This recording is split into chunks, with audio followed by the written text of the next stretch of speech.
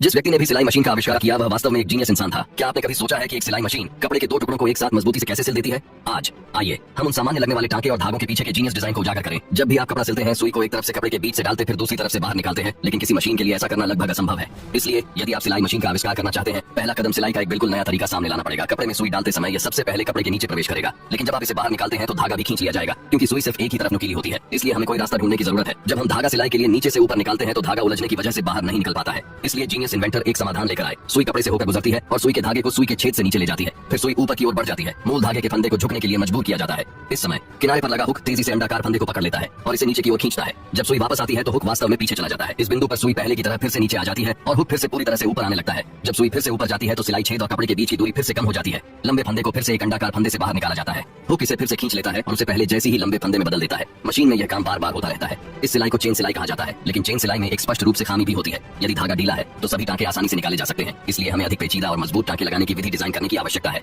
आइए एक नजर डालते हैं और इस पर ध्यान देते हैं। धागे की दो किस्में तैयार करें, एक पीला और एक नीला।